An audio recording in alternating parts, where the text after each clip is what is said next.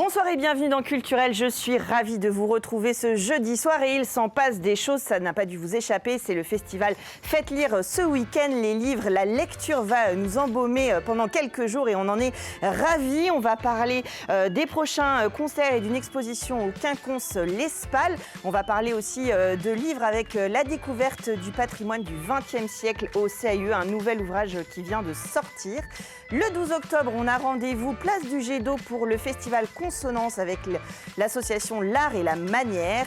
On découvrira une maison d'édition que j'ai le plaisir de recevoir pour la première fois, Léon Art and Stories. Vous verrez mon bel accent anglais à cette occasion.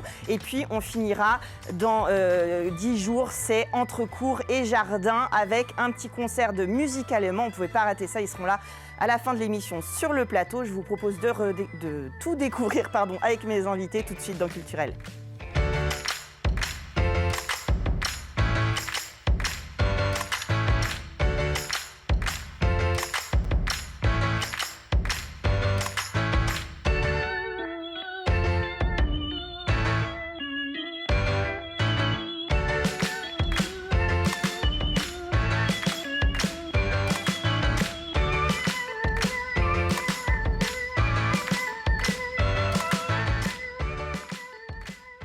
Et on va donc parler de patrimoine du XXe siècle dans un instant avec Elsa Martineau. Bonsoir. Bonsoir. Vous êtes architecte urbaniste au CAIE, on y reviendra dans un instant.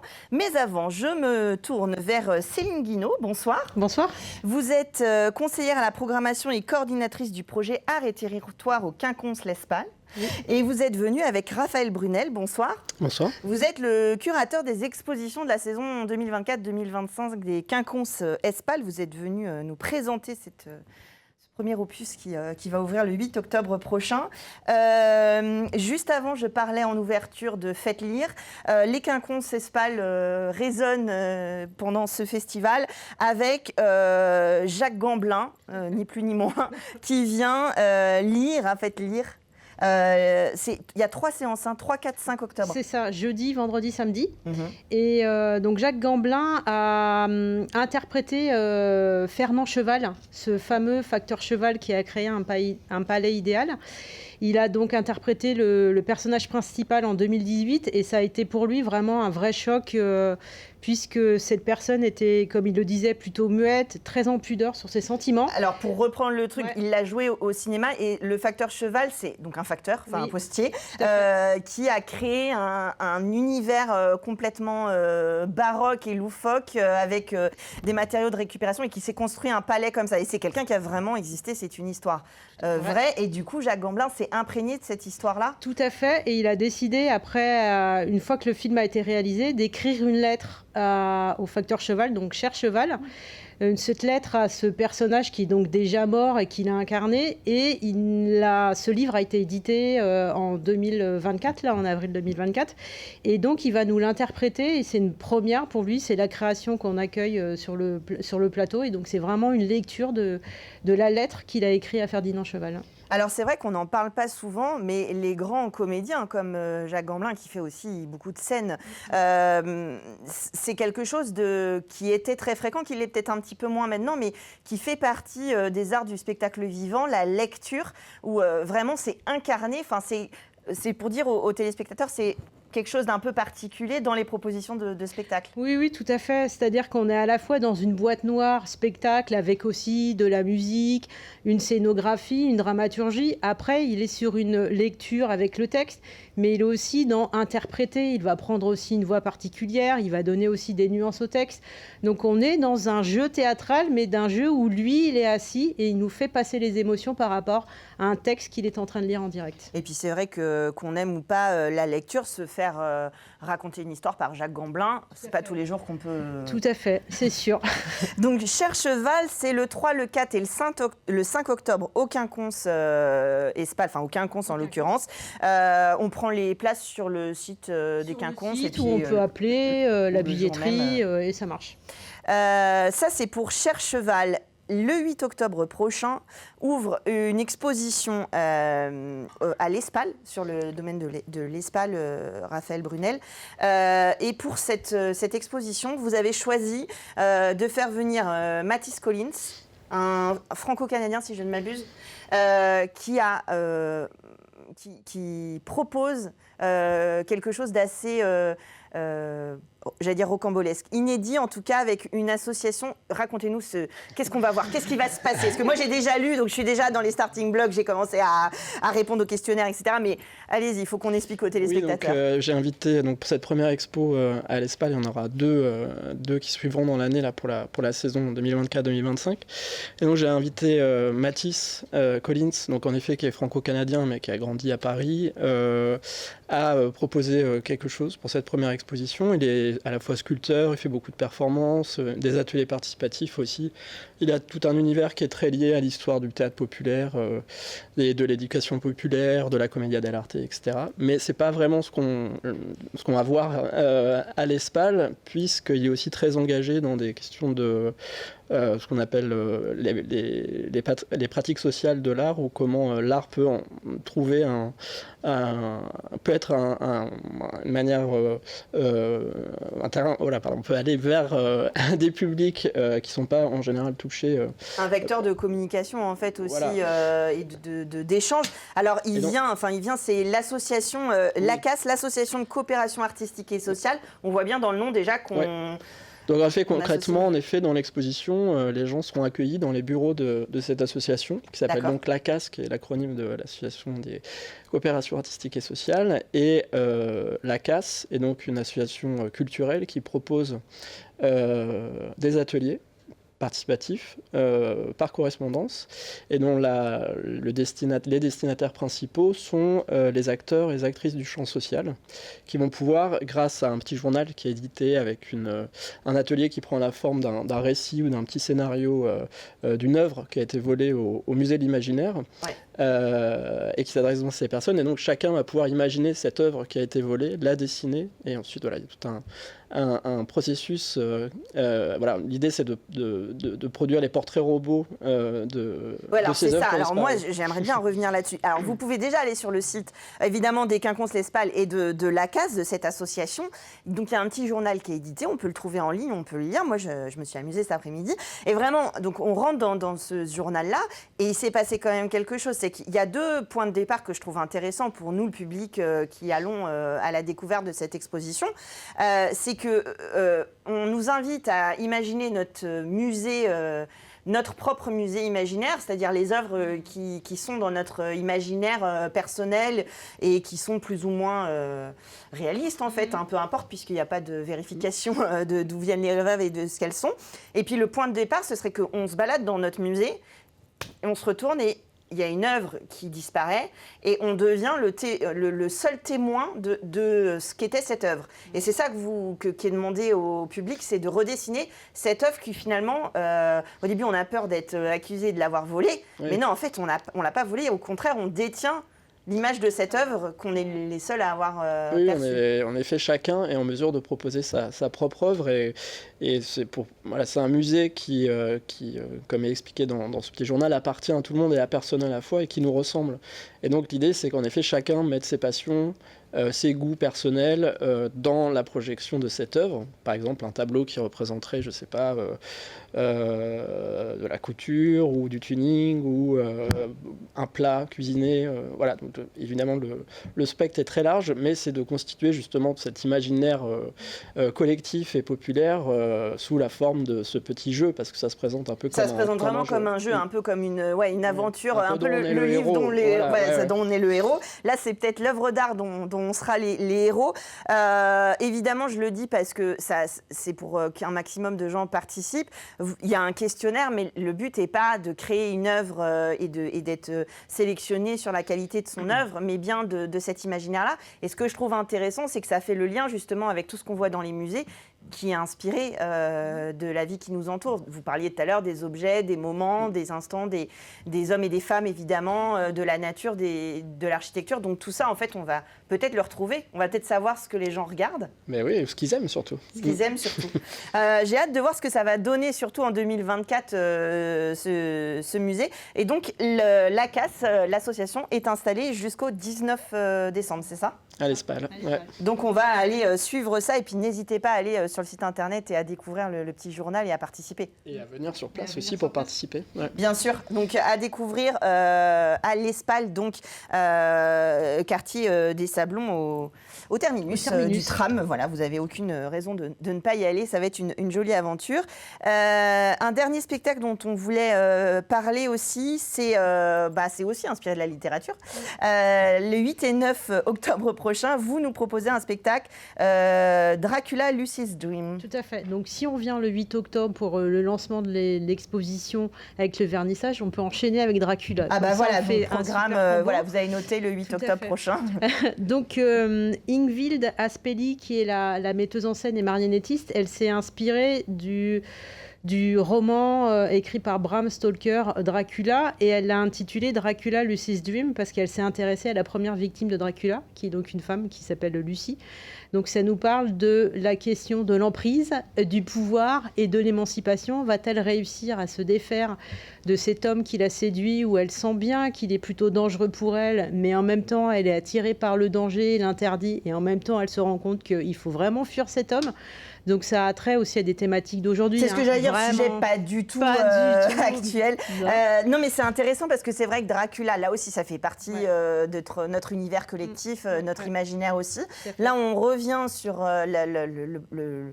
l'essence même de Dracula et de l'emprise qu'il a. Alors évidemment, c'est est-ce qu'on peut survivre une fois qu'on est contaminé, voilà. Mais si on réfléchit et si on lit le pitch comme ça, aujourd'hui en 2024, c'est vrai que c'est drôlement ressemblant à une histoire de pervers narcissique, cette histoire. C'est un peu, et puis on pourrait se dire aussi quel est donc celui qui me vampirise aussi dans mon autour de moi. Donc à chacun de répondre pour lui-même.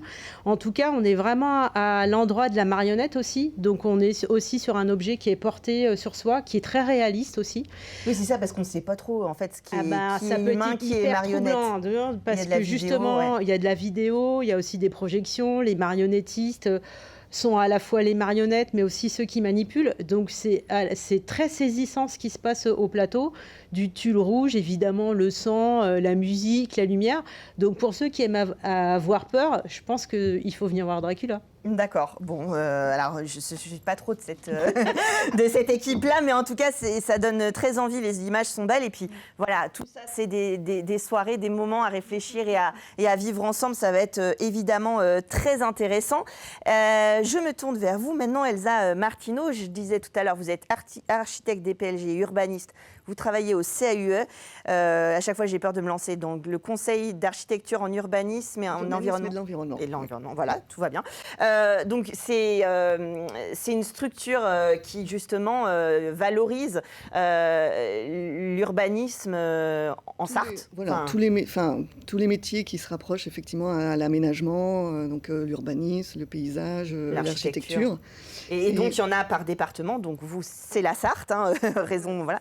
Et vous avez décidé, il y a combien maintenant, un an plus que ça, c'est notre troisième. On en sort un à peu près par an. Donc là, c'est le troisième. De faire des ouvrages qui nous permettent d'aller à la rencontre de ce patrimoine du XXe siècle qui est autour de nous et sur lequel on se retourne pas toujours finalement. Voilà. Il est assez parfois un peu innovant et donc on n'a pas forcément envie de s'y intéresser. Des fois, on n'a pas non plus les codes. Oui, c'est ça. Pour comprendre l'intérêt du c'est comme l'art contemporain. Des fois, c'est plus facile d'étudier des choses plus anciennes dont on a les codes et qu'on a appris à l'école, etc., que finalement quelque chose qui est un petit peu plus récent. Voilà. Et surtout, l'architecture du XXe siècle est reconnue pour ça, pour avoir été vraiment pas en opposition, mais en rupture quand même avec le 19e siècle. Donc il y a des choses effectivement qui n'ont pas été saisies par tous parce que la différence elle est assez importante. Mais c'est une architecture qui amène beaucoup d'innovation, qui mérite d'être connue et donc par le biais de ces petits ouvrages. C'est un angle aussi un peu différent parce que moi c'est vrai qu'en parcourant vos ouvrages, donc notamment même le premier sur la brique, même sur l'architecture moderne, il y a des choses finalement devant lesquelles je passais et pourtant je pense que je suis pas des moins sensibles à l'architecture qui m'entoure. Et puis voilà, le fait de s'arrêter, d'avoir des infos, de se dire ah ben oui, ça c'est classé, ou en tout cas c'était innovant pour l'époque aussi, parce qu'il y a des choses qui l'étaient, qui ne le sont plus ou qui le sont encore. Et là, l'ouvrage, c'est sur les courbes. Oui. On a essayé en fait de trouver une thématique pour chacun des ouvrages. Donc il y a eu la brique, effectivement, où on s'était attardé sur un matériau. Après, on avait sur les influences modernes, où là, on était plutôt sur non pas un cours théorique, mais on essayait d'amener les éléments qui permettent de comprendre ce qu'on entend par architecture du XXe siècle. Et puis là, on a eu envie d'avoir quelque chose d'un peu plus léger et de s'intéresser sur la courbe, qui a une importance dans l'architecture, qui a une fonction qui peut être diverse en fonction des bâtiments. Oui, et puis qui est pas évidente. C'est-à-dire que vous demandez à un enfant de vous dessiner une maison ou un immeuble, il va pas commencer par vous faire un rond. Enfin, déjà, sauf si c'est Gaudi ou voilà. Oui, voilà. Mais alors, blague à part, il y a évidemment dans la notion de courbe, il y a quand même la notion de, enfin, je sais pas, hein, mais de son. Peut y avoir. Et puis je sais pas, j'imagine tout de suite les dômes en fait ou les choses comme ça. Amener une ambiance un peu particulière, un peu plus intimiste. Là, effectivement, le dôme, la courbe. C'est pas la même réverbération au niveau du son. Voilà. C'est avoir les murs qui sont prolongés en toiture. Donc ça donne forcément à l'intérieur de l'espace des ambiances totalement différentes. C'est vrai, les maisons des Schtroumpfs, elles sont courbées. On a les références qu'on peut. Alors, justement, dans les bâtiments, vous le citez peut-être à l'ITEM, où il y a ces sortes de maisons Barbapapa, là, qui ont évidemment un sens avec... je rappelle que c'est un institut technologique des musiques. Donc, voilà, il y a des dômes en fonction des petits satellites, en fait, voilà, comme ils appellent. Des bureaux d'études selon les instruments. Qu'est-ce que comme ça, alors évidemment, on ne va pas spoiler l'ouvrage, il faut aller vous le procurer et vous rencontrer à Faites Lire, parce que vous serez présent tout le week-end. Tout le week-end à Faites Lire. Comme ça, des bâtiments avec des courbes, est-ce que ça va jusqu'au stade? Est-ce que ça va... Oui, on a présenté la Antares.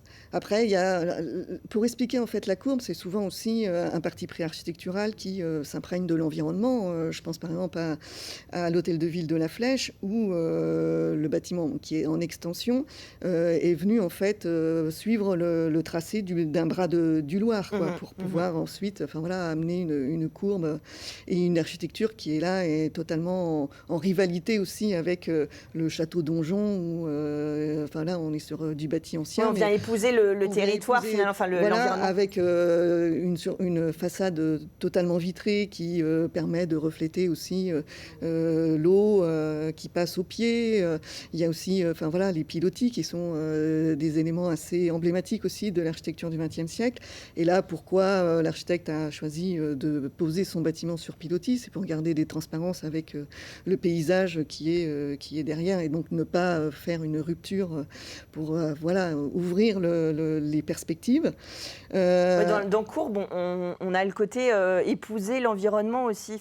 Tout de suite, on se dit, ça peut s'adapter, contrairement à quelque chose de droit qui vient en bloc, en fait, s'imposer quelque part. Voilà, il y a l'idée, qui est aussi un élément assez très prisé des architectes du XXe siècle. On parle beaucoup de promenade architecturale, c'est-à-dire que ces architectes-là, ils ont conçu leur bâtiment pour que tout à chacun, à l'intérieur de ce bâtiment-là, soit un peu sur une promenade, quoi. Que tout se fasse de manière assez facile et spontanée, quoi. Là, on a, avec la courbe, c'est vrai que l'idée de la promenade, elle est encore plus facile à entendre. Et je pense par exemple au lycée André Malraux à Allonne, qu'on a sélectionné, où là, il y a vraiment un parti pris des architectes qui ont décidé d'être justement sur une forme des volumes très classiques, parallélépipédiques, pour tous les espaces d'enseignement. Et en revanche, à chaque fois qu'on est sur un espace plus de détente, où on vient chercher la convivialité entre les lycéens, on est sur des formes courbes, voire même, il y a le foyer des jeunes qui est intégré dans une sorte de petit volcan qui vient rappeler l'architecture d'Oscar Niemeyer, notamment au Havre. Oui, alors les cours, c'est vrai que, bon, là, c'est en Sarthe, hein, évidemment, le volcan, on en est loin. Oui. Mais du coup, ce qui est intéressant aussi, justement, c'est là, vous parliez des lycéens qui certainement ne se rendent pas compte de l'architecture dans laquelle ils évoluent, c'est qu'avec ce petit livre, on peut aller se balader. Voilà, c'est intéressant d'avoir ces livres dans votre bibliothèque parce que après, vous pouvez aller, justement, quand vous vous baladez dans le département, vous dire, tiens, je vais passer devant ce bâtiment, etc. Et je vais peut-être le voir autrement. Voilà. En tout cas, tester, approuver. Moi, je l'ai vu sur les autres ouvrages. Après, on regarde dans la rue, là, juste à côté d'LMTV, en briques, il y a des bâtiments qui sont assez remarquables. Voilà, c'est un regard qui peut changer aussi. Et puis, ça montre aussi le travail que vous faites, vous, au CAUE, de nous enrichir justement de ces infos-là, de nous ouvrir, de nous donner un peu les clés pour pouvoir les découvrir. Chaque petit ouvrage, en fonction de la thématique sélectionnée, commence par un petit focus où, effectivement, sur quelques pages, on vous donne... alors, c'est absolument pas un cours d'architecture, mais l'intérêt, là, en l'occurrence, de la courbe en architecture. Et donc, voilà, c'est à la fois fonctionnel, à la fois pour aller chercher le côté sensible de l'espace, s'intégrer dans un environnement. Donc, voilà, il y a toujours à chaque fois une généralité. Oui. La thématique, en fait. La thématique vue d'un point de vue très général. Et ensuite, après, chaque bâtiment sélectionné, donc on en a à peu près une vingtaine dans chaque publication, vient justement illustrer le propos, le sens de l'idée.